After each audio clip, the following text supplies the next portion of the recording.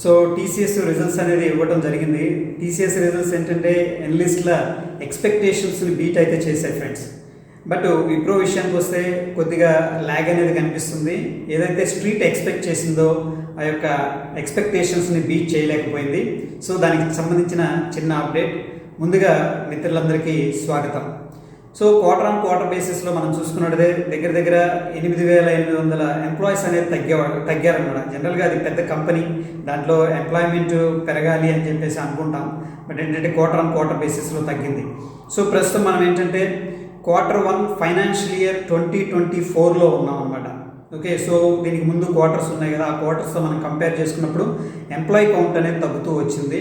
At the same time మనం చూసుకున్నట్లయితే financial year 23 అయిపోయింది ఆల్రెడీ.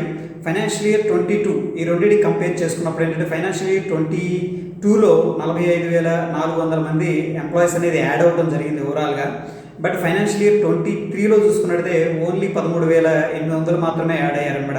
ఇక్కడ కూడా దగ్గర 69% ఎంప్లాయీస్ యాడ్ చేసుకోవడం అనేది తగ్గిపోయిందని చెప్పేసి మనకు క్లియర్గా తెలుస్తూ ఉంది. ఇక యాట్రిషన్ అని వింటూ ఉంటాం. యాట్రిషన్ అంటే కంపెనీలో రిజిగ్నేషన్స్ కానీ, టెర్మినేషన్స్, లే ఆఫ్స్ అండ్ రిటైర్ కూడా అవుతారు. ఇవన్నీ కలిపితే ఏంటంటే యాట్రిషన్ అంటాం. అయితే 8 క్వార్టర్స్ లోలో ట్రేడ్ అవుతుంది అనమాట. అంటే వెరీ గుడ్ అనమాట. అంటే కంపెనీలో ఈ రిజిగ్నేషన్స్ కానీ, టెర్మినేషన్స్, లే ఆఫ్స్ చాలా వాటికి తగ్గినాయి అని చెప్పేసి చెప్పుకోవచ్చు. ఇక కంపెనీ రెవెన్యూ విషయానికి వస్తే మనకి ఇదే క్వార్టరు లాస్ట్ ఇయర్ చూసుకున్నట్టయితే 21,528 crores అనేది రెవెన్యూ విప్రో అనేది ఇవ్వటం అనేది జరిగింది. బట్ ఈ క్వార్టర్ మనం చూసుకున్నట్టయితే 22,831 crores ఇచ్చింది. బట్ ఇక్కడ చూసుకుంటే 1,300 కోట్ల దాకా దగ్గరగా ఇంప్రూవ్మెంట్ అనేది కనిపించింది. బట్ స్ట్రీట్ ఎక్స్పెక్ట్ చేసిన దాన్ని అయితే బీట్ చేయలేకపోయింది. ఎకనామిక్ పోల్స్ వీళ్ళందరూ కండక్ట్ చేసిన సర్వే ప్రకారం ఏంటంటే ఈ కంపెనీ 23,014 కోట్లు అనేది రెవెన్యూ అనేది ఇవ్వగలదు అని చెప్పేసి ఎక్స్పెక్టేషన్ అయితే చేశారు. బట్ కంపెనీ ఏంటంటే ఆ ఎక్స్పెక్టేషన్స్ని బీట్ చేయలేకపోయింది. But anyhow year on year బేసిస్లో కనుక కంపారిజన్ చేసుకున్నట్లయితే నెట్ రెవెన్యూ అనేది మనకి 6% అనేది ఇంక్రీజ్ అవ్వడం మనం చూడవచ్చు. అదేవిధంగా నెట్ ప్రాఫిట్ అనేది మనం డిస్కస్ చేసుకుందాం. నెట్ ప్రాఫిట్ అంటే ఓవరాల్గా ఈ యొక్క ట్యాక్స్లు కానీ, ఎంప్లాయీ శాలరీస్, డెప్రిషియేషన్ అన్నీ పోయినాక మిగిలేదాన్ని నెట్ ప్రాఫిట్ అంటాం.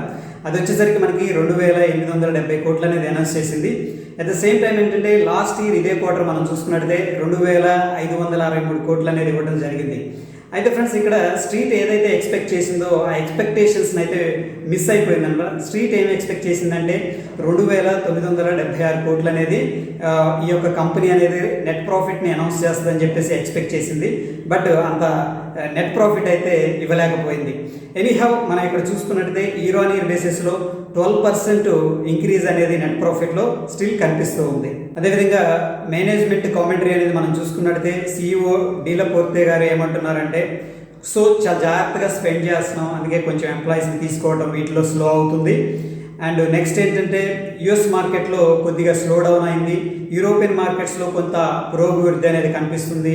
ఇంత ఓవరాల్ మార్కెట్ కండిషన్ మనం చూసుకున్నట్టయితే వీక్గానే ఉంది. బట్ స్టిల్ మనకి Q1 ఫైనాన్షియల్ ఇయర్ 2024లో $1.2 బిలియన్ ఆర్డర్స్ అనేవి వచ్చినాయి. లార్జ్ డీల్స్ అనేది మేము విన్ అయ్యాము అని చెప్పేసి చెప్తూ ఉన్నారు. సో పైప్ లైన్ వెరీ స్ట్రాంగ్గా ఉంది అని చెప్పేసి చెప్తూ ఉన్నారు అనమాట. వారు 3 సెక్టార్స్ వీక్గా ఉన్నాయి అని చెప్పేసి మెన్షన్ చేయడం జరిగింది. దాంట్లో మొదటిది BFSI, banking, financial services and insurance. దాని తర్వాత టెక్నాలజీ కూడా వీక్గా ఉందని చెప్పారు. అండ్ థర్డ్ది వచ్చేసరికి ఈ యొక్క టెలికమ్యూనికేషన్ వర్టిసెస్లో కూడా కొంత ప్రాజెక్ట్స్ డిలే అవ్వటం అండ్ ఓవరాల్గా వీక్నెస్ అయితే ఉందని చెప్పేసి చెప్తున్నారు. ఇక ప్రస్తుతానికి వాళ్ళకి వస్తున్న ప్రాజెక్ట్స్ దేని నుండి అంటే స్ట్రాంగ్గా ఉన్న సెక్టార్స్ 3 మెన్షన్ చేశారనమాట. దాంట్లో మొదటిది ఎనర్జీ సెక్టారు, దాని తర్వాత యూటిలిటీ సెక్టార్ కూడా బాగుందని చెప్పేసి చెప్తూ ఉన్నారు. అండ్ దాని తర్వాత హెల్త్ కేర్ సెక్టార్ కూడా చాలా స్ట్రాంగ్గా ప్రాజెక్ట్స్ అనేవి ఉన్నాయని చెప్పేసి చెప్తున్నారు. ఇది విప్రోకి సంబంధించిన Q1 financial year 24 update. So మరొక ఎపిసోడ్లో మళ్ళీ కలుసుకుందాం. మీన్ వైల్ మీరు విప్రోలో బై చేస్తారా, హోల్డ్ చేస్తారా, లేకపోతే షార్ట్ సైడ్ ఉంటారా అనేది కామెంట్ ద్వారా తెలియజేయండి. ధన్యవాదాలు.